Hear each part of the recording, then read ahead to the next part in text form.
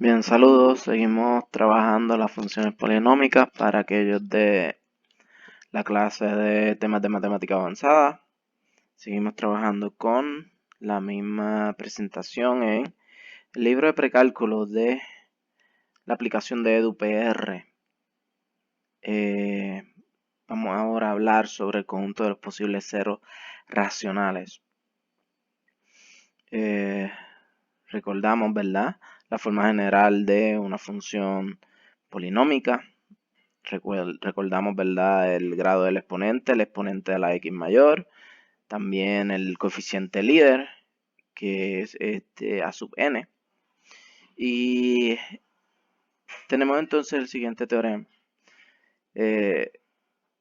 Sucede que los posibles ceros, los posibles interceptos con el eje de x de la función polinómica, van a seguir esto, van a estar presentados, o podemos encontrarlos de la forma P sobre Q, donde P es un factor de A sub 0, o sea, el último término, el término que no tiene X, que acompaña X al hacer, dividido entre algún factor del coeficiente líder A sub n. ¿Ok? Un factor de A sub 0 dividido entre un factor de A sub n es posible que sea un cero racional, que sea un cero de la función polinómica. ¿Ok? No significa que todos van a hacerlo, todos los factores de A sub 0 dividido entre los factores de A sub n. No todos van a ser ceros interceptos con x de la función, pero alguno de ellos sí lo va a hacer. Bueno, los ceros de la función van a estar entre esos posibles ceros que vamos a definir de esa forma, P sobre Q. Aquí hace una demostración que puede verla si lo desea. Aquí entonces escribe el teorema en su forma, como debe ser. Y aquí entonces tenemos el numerador P del 0 es un factor A sub 0, de A sub 0. Y el denominador Q, un factor de A sub n. Vamos entonces a buscar un ejemplo.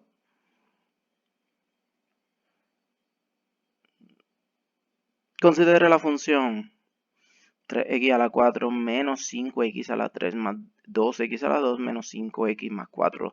Repasemos algunas cosas. Esta función tiene un grado par, es de un grado par. Por lo tanto, sabemos que en los extremos vamos al mismo infinito en ambos extremos. A sub n es un número positivo, por lo tanto, el infinito donde tendemos en los extremos va a ser hacia positivo infinito.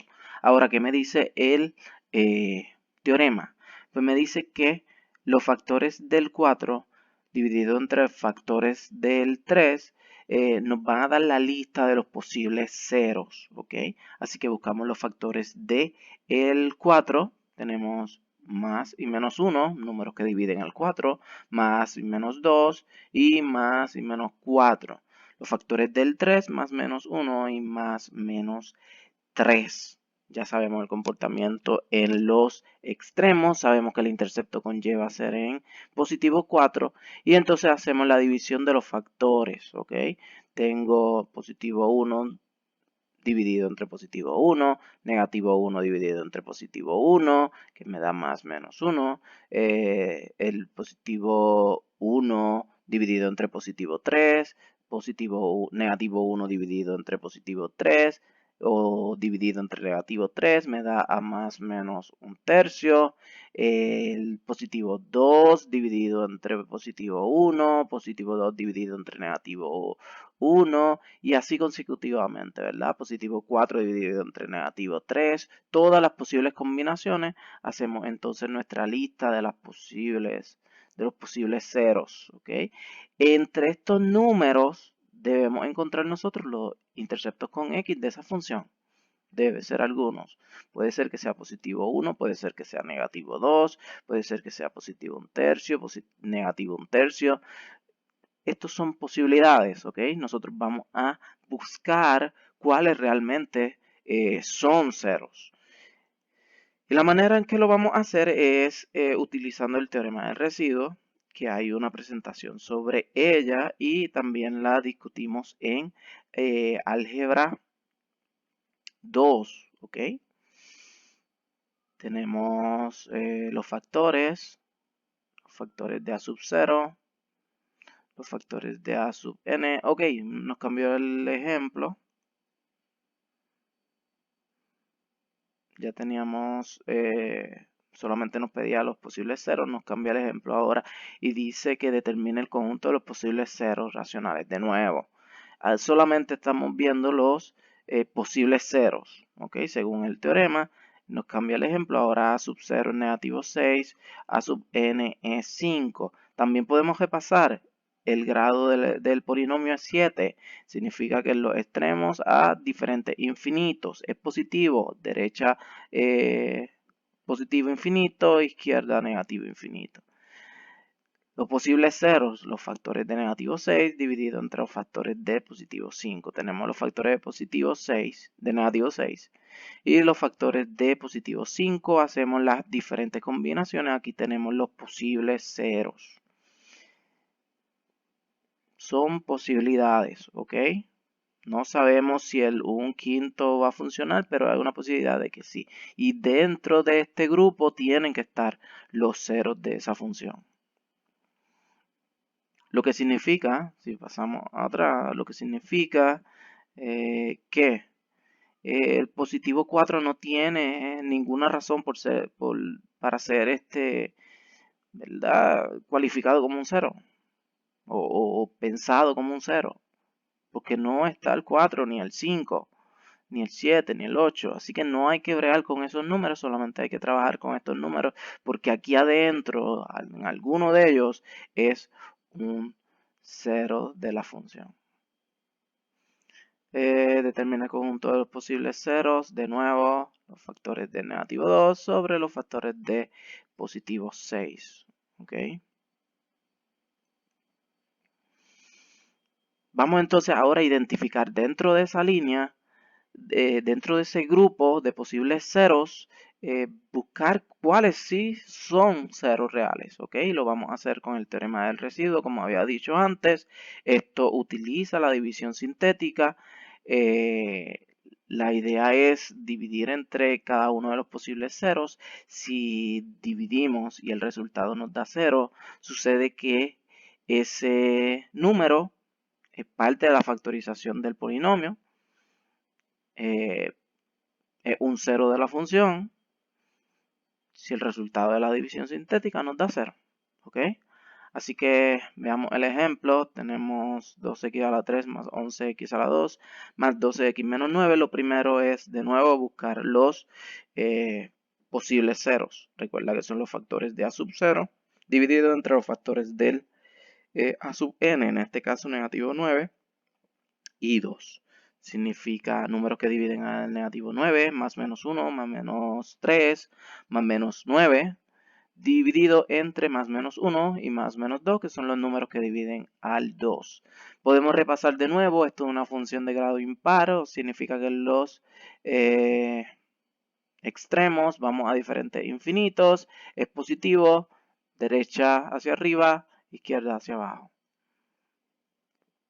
Tenemos la tabla de los posibles ceros, ya ahí vemos las diferentes combinaciones y ahora vamos a usar entonces la división sintética. ¿Qué vamos a hacer? Pues vamos a escribir los coeficientes del polinomio. Recuerde que esto tiene que estar en orden descendiente, ¿ok?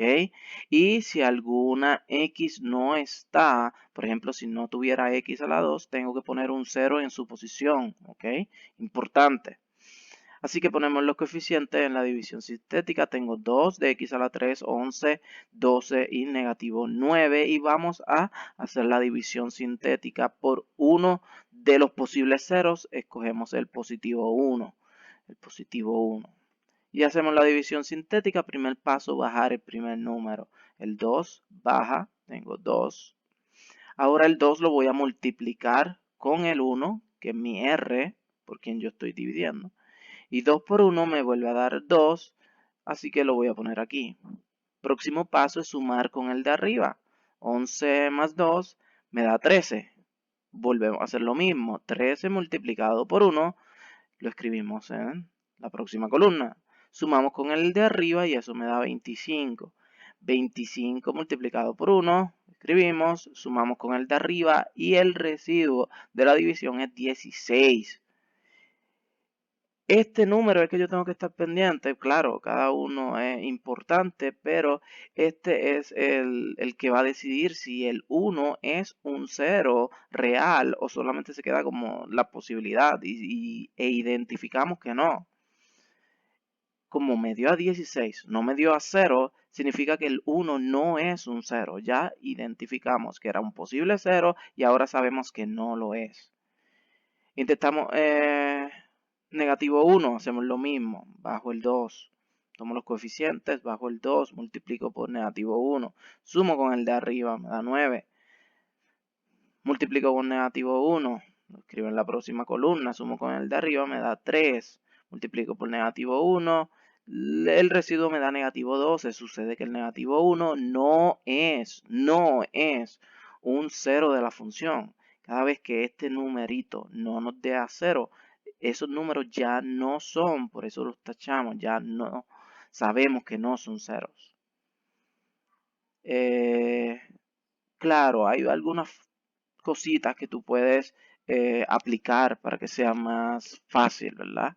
Por ejemplo, yo analizo esto y yo, mira, esto con un número positivo me va a dar a positivo, algo positivo, menos 9. Si yo utilizo un número entero positivo, mayor de 1, esto me va a dar un número mayor que 9. Esto nunca me va a dar a 0 si utilizo un número positivo mayor que 1, entero.